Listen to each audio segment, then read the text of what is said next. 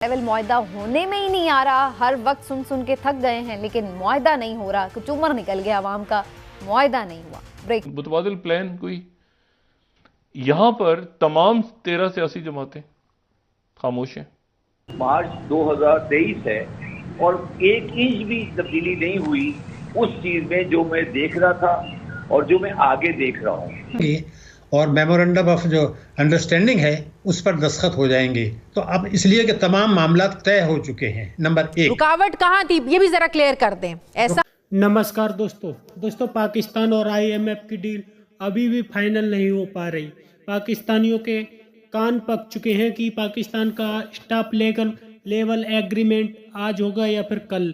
इससे लेकर पाकिस्तानी मीडिया भी परेशान हो चुका है, क्योंकि IMF ने जिस तरह से पाकिस्तान को नाच नचाया है उससे पोरकी बहुत ही ज़्यादा परेशान है, क्योंकि पाकिस्तान के लिए पाकिस्तान के दोस्त मुल्क साथ नहीं दे रहे। इसी वजह से IMF की डील भी फाइनल नहीं हो पा रही। साथ ही पाकिस्तानियों को कहना है कि IMF हमारे लिए बच्चों की तरह खेल खिला रहा है और हमारी हुकूमत उसके आगे नाचती चली जा रही है। कि हमने और IMF में एक ट्रस्ट का एक गैप है, और ये गैप इसलिए है कि पिछले 14-18 माह में हमने IMF के साथ जब भी कोई मुआहदा किया है तो उससे कई दफ़ा इनहराफ किया है। चाहे वो पेट्रोलियम प्राइसेस की कीमतें हों, चाहे वो बजट की प्रेजेंटेशन हो, चाहे वो रुपए को डॉलर के साथ पेग्ड रखना हो, चाहे वो इन्फ्लेशन को कंट्रोल करने के लिए मॉनेटरी टाइटनिंग उतनी ना करना हो।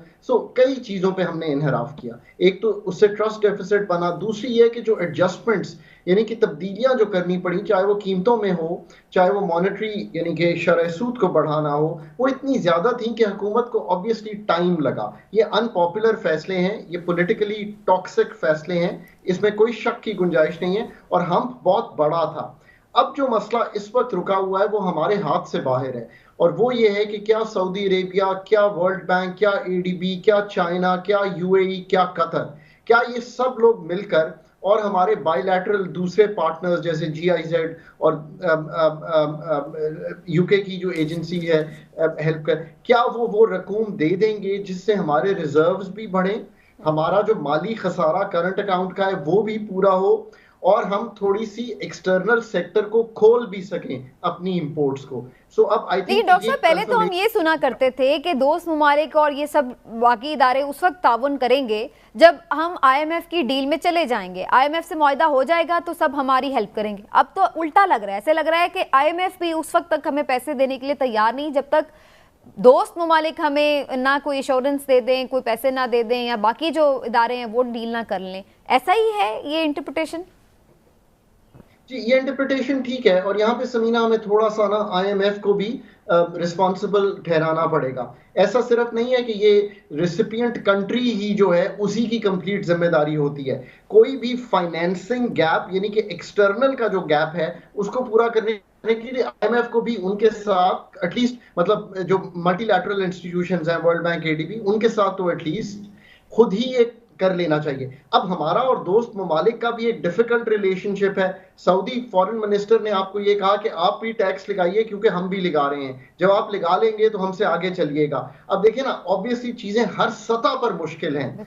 आपकी बात दुरुस्त है कि ये चिकन एंड एग वाली सिचुएशन बन गई थी, पर अब चाइना ने तो एक फॉर एग्जांपल आपको पैसे भी रीफाइनेंस कर दिए हैं और आई थिंक कॉन्फर्मेशन भी दे दी है। तो लेट्स होप कि बाकियों से हो जाए, क्योंकि समीना ये याद रखिए IMF से कोई राह फरार नहीं है पाकिस्तान के पास।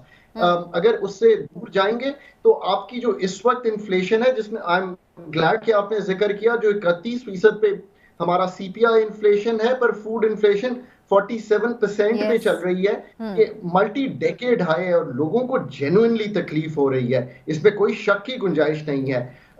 ये फिर कहीं ऐसी जगह पे चली जाएगी जो हम संभाल नहीं पाएंगे।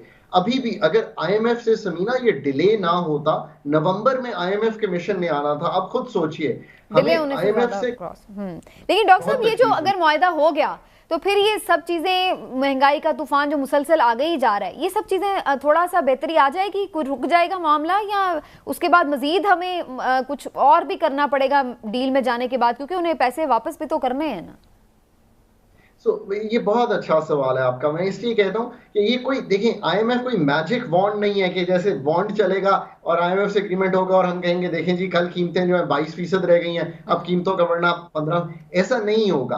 पर ऐसा जरूर होगा कि जब डॉलर आएंगे तो हम वीट भी मंगवा पाएंगे, हम कॉटन भी मंगवा पाएंगे, हमारी एक्सपोर्ट जो कि इस वक्त क्लॉग हुई है बिकॉज हम रॉ मटेरियल नहीं बना। सो जो इकोनॉमी में इस वक्त बहुत ही सुस्त रवि हो गई है उसमें थोड़ी सी बेहतरी दिखाई देगी। प्लस जब रिजर्व्स बेहतर होंगे तो आपकी जो रुपए की कदर जो कि सिर्फ एक ही तरफ मूव कर रही है यानी कि वीकन होती जा रही है, इसको दोनों तरफ मूव करना चाहिए। जब फंडामेंटल्स बेहतर होंगे, अगर नेट से ऐसा होता है तो आपको जो पेट्रोलियम प्रोडक्ट्स हैं वो कम कीमत पर पाकिस्तान में पड़ेंगी। सो इन्फ्लेशन पे जो आने वाले महीने हैं वो मुश्किल हैं। और समीना मैंने हमेशा ये कहा है, इस पे आपने मुझे 1 मिनट देना है कि मैं लोगों को कहता हूं कि आप अपना घर खुद ठीक कीजिए, आप अपना तर्ज अमल खुद बदलिए, क्योंकि अभी conservation at the domestic level, at the commercial level, at the industrial level will save you, because ये आने वाले दिन आसान नहीं है, आने वाले दिन और मुश्किल ही है, बिकॉज अभी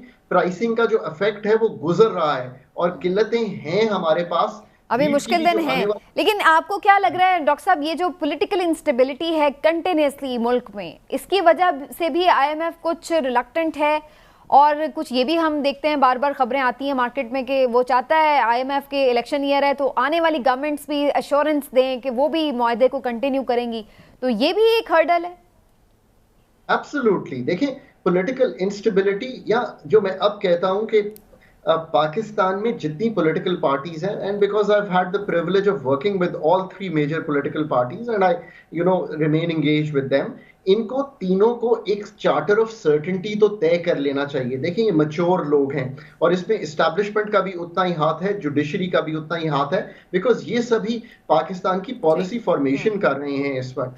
इनको एक charter of certainty on the date of at least elections जो है वो तय हो जाना चाहिए, ताकि ये सिग्नल जाए IMF को भी कि अब ये ट्रांजिशन इस वक्त हो रही है।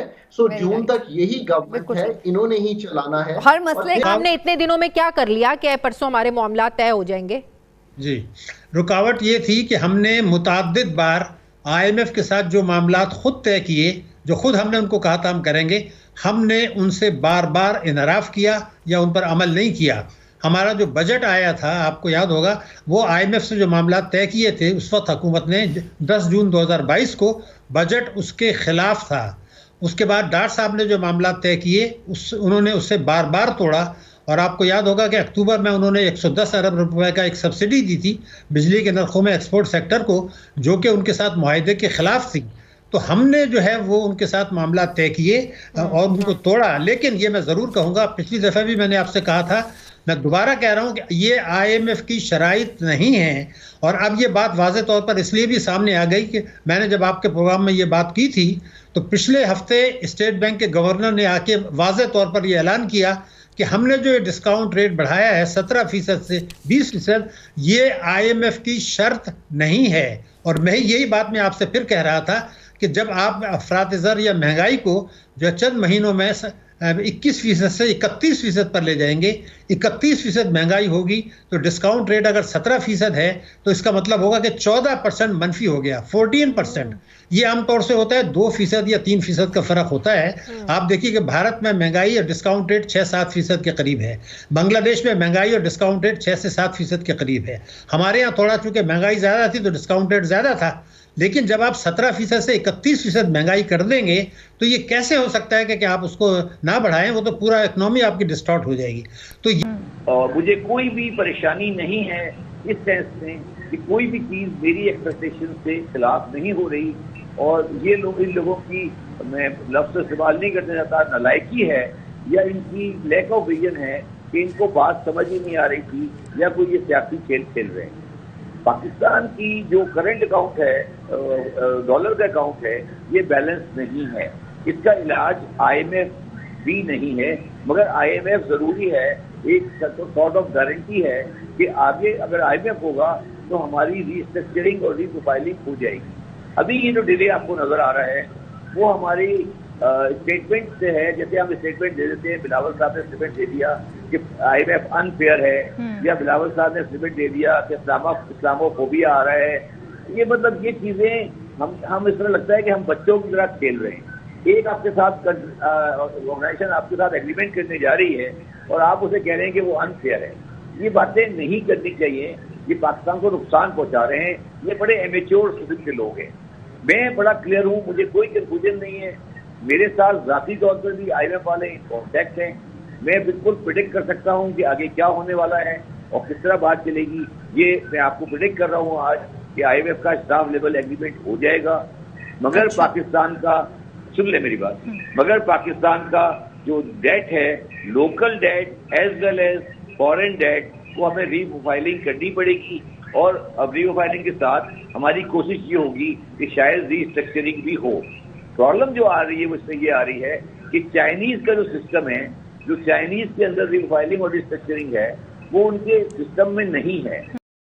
तो दोस्तों, पाकिस्तान की डील अभी भी फाइनल नहीं हो पा रही है, लेकिन कुछ पाकिस्तान के अर्थशास्त्री अभी भी पूर्व उम्मीद है कि पाकिस्तान और IMF की डील 1 या 2 दिन में हो जाएगी, क्योंकि पाकिस्तान IMF के डील के लिए ऐसे तरस रहा है जैसे कि पानी के बिना मछली। क्योंकि पाकिस्तान को IMF की डील नहीं मिली तो पाकिस्तान डिफॉल्ट हो जाएगा। इसी वजह से पाकिस्तान की सरकार पूरी कोशिश कर रही है किसी भी तरीक़ा से IMF से पैसे लिए जाएं, और पाकिस्तान के दोस्त मुल्क अभी भी पाकिस्तान को कमिटमेंट नहीं दे रहे। इसी वजह से पाकिस्तान और IMF की डील फंसी हुई है। साथ ही पाकिस्तानियों का कहना है कि IMF चाइना की वजह से भी देरी कर रहा है, क्योंकि पाकिस्तान में इस वक्त चाइना का इन्फ्लुएंस ज़्यादा है। इसी वजह से IMF को पता है यदि पाकिस्तान के लिए पैसे देगा तो पाकिस्तान चाइना के पैसे चुकाने में सारे पैसे दे देगा। इसी वजह से पाकिस्तान को IMF डील देरी में कर रहा है, और पाकिस्तान में महंगाई भी तूफान आ चुका है। आपकी क्या राय है कमेंट में ज़रूर शेयर करें। यदि आप चैनल पर नए तो चैनल को सब्सक्राइब करें। वीडियो पसंद आए तो लाइक करें, कमेंट करें और शेयर करें। जय हिंद, वंदे मातरम।